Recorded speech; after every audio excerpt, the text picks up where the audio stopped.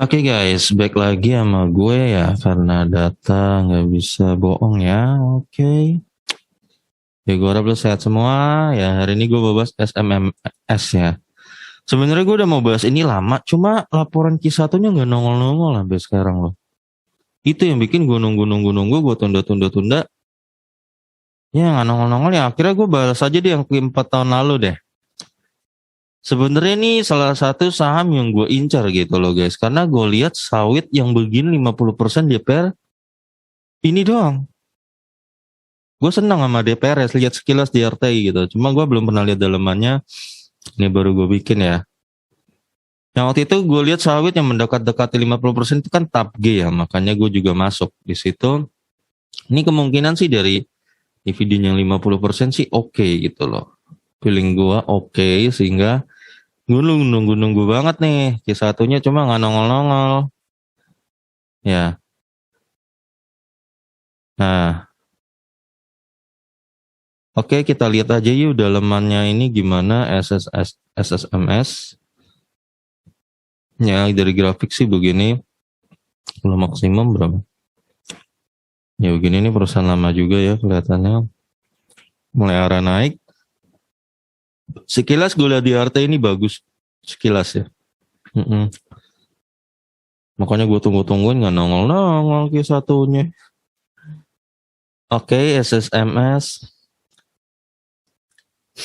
Gue pegang sawit sekarang TAP G doang. Dan Palm itu udah berubah jadi Investama ya. Udah ada notifikasinya, dikasih tanda tuh. Nah itu Palm itu termasuk emiten yang gue pegang apes. Baru dia keluar laporan keuangan, gue waktu itu udah floating profit 15%. Crash kan? Brut! Ya, ARB 6% dan muncul keterangan. Karena kan dia mau mengubah ke Investama kan, sehingga dia nggak ada penghasilan dari sawit Palm kan. Nah tambahlah panikers.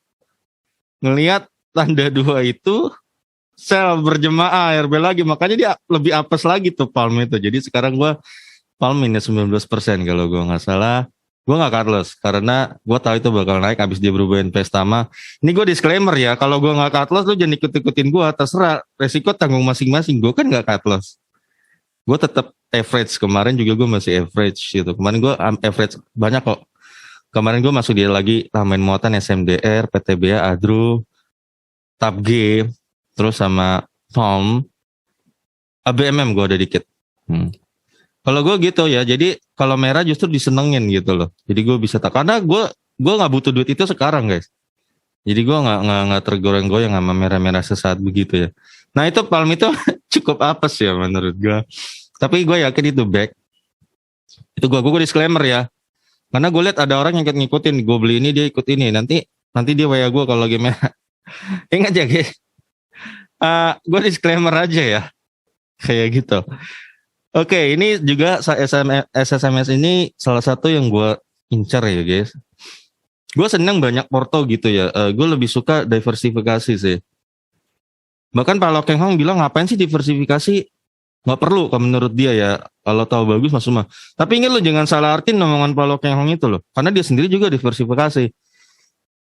Warren Buffett juga bilang gini sama Charlie Munger ya. Even an idiot can do diversification. Can diversify ya. Bahkan seorang idiot aja bisa diversifikasi. Tapi Warren Buffett sendiri di Berkshire dia diversifikasi loh, banyak banget saham. Artinya maksudnya bukan itu. Maksudnya gini loh, soalnya gue nemuin banyak orang kan dia nggak ngerti di dunia saham nih. Dia gambler nih orang ini ya. Nggak tahu apa yang dibeli. Dia sengaja beli barang 20 gitu loh. Gue pernah lihat porto ini 20. Karena dia berpikir gini. Kalau yang satunya merah, kemungkinan kan pasti ada yang hijau kan. Nah itu dia pikirannya gitu. Dia nggak tahu sama sekali kesehatan 20 perusahaan yang dia beli itu. Ya. Nah ini yang nggak boleh gitu loh. Makanya Charlie Munger apa Warren Buffett yang bilang ya, even an idiot can diversify. Seorang idiot aja bisa kok diversifikasi. Maksudnya bukan itu. Maksudnya lo harus pahamin detail-detail ya perusahaan baru lo masuk. Nggak apa-apa lo diversifikasi. Tapi kalau lo tahu semua perusahaan yang lo pegang itu bagus. Lu bisa jelaskan kenapa lu masuk misalnya di PTBA, lu bisa jelaskan. Bukan karena katanya bagus. Nah, lu kalau kayak gini lu susah. Maksud gue gitu. Jadi gue seneng aja diversifikasi banyak gitu. Sehingga kalau satu roboh, nggak hilang duit kita semua ya. Jangan taruh telur dalam satu basket menurut gue. Jadi lo jangan salah artikan perkataan Pak Lo Keng Hong lo. Karena Pak Lo Keng Hong sendiri menurut gue juga dia diversifikasi banyak kok. Ya kan? Nggak all in di satu saham. Ya, kelapa sawit. Pemegang saham Petra Citra Borneo Indah, 58% Borneo ya, berarti di Kalimantan ya. Terus PT Putra Borneo Agro 8%, masyarakat 34%. 34% dari 9,5 M itu sekitar 2,7 M ya, pasti lumayan ramai lah ini.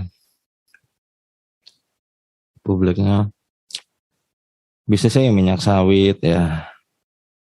Yang minyak sawit harusnya untung lah, yang dulunya gue biasa beli yang gede cuma 20.000, sekarang 50.000, nggak mungkin lah. Ya nggak untung tuh nggak mungkin gitu loh. Ya nggak masalah sih. Oke, sekarang gue bahas. Ini terpaksa nih karena nggak ada Q1-nya guys. Gue bahas Q4 2021 yang sebenarnya gue udah mulai malas bahas Q4 2021 karena kita udah masuk, udah hampir bulan Juni, bahkan Q2 mau keluar. Cuma ini emang kenapa dia belum keluar gitu loh ya. Gue gak ngerti. Sehingga kita harus balik lagi dikit ke Q4. Oke, ekuitas di Q4 4 triliun. Terus 4,0 ya, turun 0,03%. Terus 4,8 triliun, naik 19%. Dan ini 6 triliun, gila, naik 25%. Wow. Tetap per tahun naik 15% ya. Berarti nggak ada masalah nih ekuitas. Keren. Sangat keren. Ya. Jumlah saham beredar 9,5 miliar, maka book value 425, 509 dan 638 ya. Karena dia naik 15% per tahun, maka book value dia 2022 adalah 733 nih. Kira-kira sampai Desember akan tembus segini, Desember ini. Iya, tuh 733. Harga rata-rata saham 1200, 873, 952 dan 1148 ya. Oke, PBV 2, 2,05, 1,87 dan 1,8.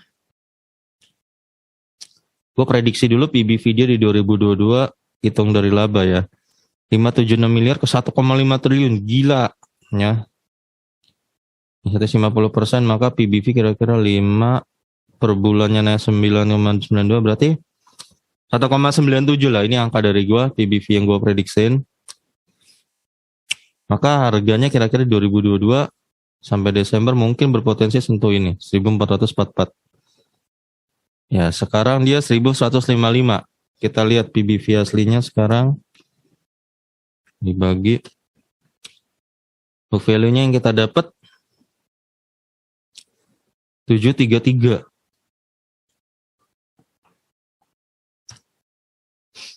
1,57. Ya, sekarang 1,57. Ada terjadi penurunannya. Ini karena lebih dikarenakan menurut gue ya, karena laporan keuangannya lama keluarnya guys sekarang. Tambah crash juga, nggak masalah. Ya, laporan keuangannya keluar lama, gue nggak ngerti kenapa. Ya. Laba 86 miliar, lalu turun 11 miliar, terus naik 576 miliar, wow, naik 4000% dan sekarang 1,5 T. Naik 162% ya. Ini Q1 belum keluar ya guys, tapi gue prediksi kalau lihat harga sawit aja minyak goreng semahal itu, gue prediksi Q1-nya juga gede. Ya, hampir semua sawit gue lihat. Ya. Tapi lo jangan sembarangan masuk juga gitu, asal sawit berarti masuk sawit. Perhatiin juga DPR ya, dividennya oke nggak? 50% nggak gitu, 40%, 50% nggak? Nah, kenapa? Biar harga saham lo juga oke naiknya gitu loh. Jadi lo jangan sembarangan masuk juga gitu loh. Batubara juga jangan asal batubara naik lo masuknya di perusahaan yang nggak tahu, nggak jelas batubaranya. Ntar lo boncos, lo nangis lo. Oke, ROE kita bahas. 2% ya, 2 kali 4, 8. Sedang, ini kurang, nggak terlalu. Ini 0,2 kali, berarti 0,8 jelek. Ini 11, wow 44%. Oh sorry, ini kuartal 4, sorry, nggak kali 4, sorry. Berarti ini 2% udah kuartal 4-nya jelek, ini 0,2% teman jelek, ini 11% oke, bagus, dan ini 24% sangat bagus, istimewa. Oke, bagus banget kalau gue tamen mah. Punya EPS 9, 1, 60, dan 159 ya. Kemarin dia bagiin dividen, ini bagi dividen 2,71, ini 0, 30 nih yieldnya 3%, DPR 50%. Dan ini dia bagiin 80, 6%, hampir 7% yieldnya gede, dan ini 50% juga. Iya guys, ini dia kan bagi 80 konsisten nih, 50%. Nah, lo incer lah perusahaan-perusahaan kayak begini. Sekarang ada banyak perusahaan oke, labanya bagus tapi DPR-nya itu nggak konsisten. Ya, DPR itu nggak konsisten sehingga gini, dividen DPR kecil itu akan mempengaruhi harga sahamnya nanti di lapangan, guys. Ya, akan mempengaruhi sekali, harga sahamnya susah naik, gitu loh. Ya, dan ini kelihatan dia ketika dia punya laba gede 2021, dia tetap membagikan sesuai porsinya 50%. Nah, ini perusahaan gini lo harus tandain gitu loh. Ya, makanya kenapa banyak orang suka di batubara, sumpama nih batubara ya banyak karena dia konsisten kasih 50, 60, 70%. Konsisten. Orang senang, returnnya jelas, duitnya ada. Di sawit ini jarang yang gue temuin kayak begini. Kemarin TAPG masih baru ya udah oke tuh dia bagi 45% udah oke, makanya gue senang. Ini juga, ini kelihatan ini udah gue targetin dari lama karena gue sekilas lihat di RTI begini dan ini konsisten. Nah, ini konsisten kemungkinan ini oke. Sangat oke. Sekarang kita lihat harganya ya. Ini kan pernya kan kalau per 13% oke lah. Pernya 80 dividen 80. Sekarang harga di kalau lo masuk 80, maka harga rekomend dari gue adalah 800 sampai 1600. Ini berdasarkan kuartal 4 ya. Ini berdasarkan kuartal 4 aja. Ini masih di harga fundamental ya guys. Belum melampaui 1600, belum mahal. Berarti kemungkinan ini saham up, bukan kemungkinan lagi, pasti uptrend. Karena kan tadi gue itu udah cek ekuitasnya oke, labanya oke, dividennya oke, ini uptrend dan masih di harganya. Fundamentalnya, berarti ini uptrend. Ya ini akan cenderung pelan-pelan akan naik ke sini. Dan ini gue belum kuartal 1 loh. Kemungkinan gue prediksi kuartal 1 dia meledak. Sehingga harga akan terkoreksi. Jadi bukan di sini lagi, bisa lebih tinggi. Ya. Nah, jadi menurut gue ya, ini salah satu room growth sawit yang oke. Ya.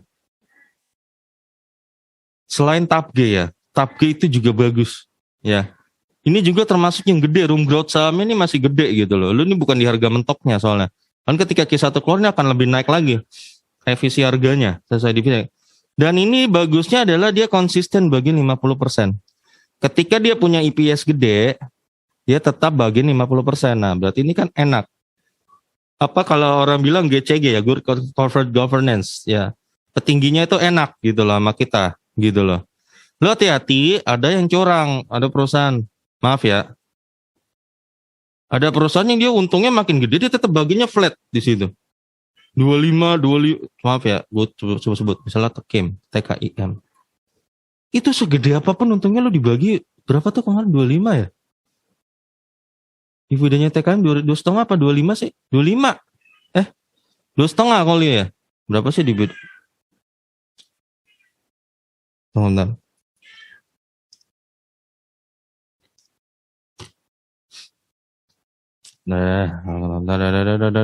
Tunggu. Aduh, internet gue lama lagi. Nah ini nih. DPR-nya cuma 3%, gila lo guys. Apapun yang terjadi dia baginya sama segini. Gila gue bilang. Nah, lo hati-hati. Perusahaan kayak gitu, dividennya kecil, harga sahamnya tuh nggak gerak, lu masuk malah rugi. Nah, lu akan susah lu kok sekali ketemu perusahaan yang konsisten begini ya. Ketika dia untung gede tetap bagiin 50%, lu langsung tandain. Nah, makanya kenapa banyak orang juga suka perbankan ya. Perbankan bank-bank 4 bank besar itu BCA, BRI, BNI, Mandiri. Karena mereka selalu konsisten dividennya. DPR 50% ke atas lah. Makanya orang suka dan harganya nggak banyak drama kan. Harga perbankan nggak banyak drama kan. Selalu perlah dikit-dikit tuh pasti naik. Nah itu makanya kenapa yang malas ambil resiko, balas banyak drama, lo ambilnya perbankan, malas pantau grafik ya itu. Tapi kalau lo mau coba-coba di komoditas kayak misalnya sawit gini ya, juga karena sawit ya udah, ini termasuk yang harus lo bidik gitu loh. Nanti kalau kisah telurnya kan gue bahas lagi guys. Ini juga salah satu yang gue incer, ya, satu yang gue incer gitu loh, untuk diversifikasi portfolio gue. Gue nggak suka terlalu ada di satu basket itu, nggak suka, meskipun bagus banget gue nggak suka gitu loh. Gue tetap harus diversifikasi. Nah, gue merasa lebih aman. Kayak gitu aja. Oke guys, sampai ketemu lagi di video gue berikutnya. Karena data nggak bisa bohong ya.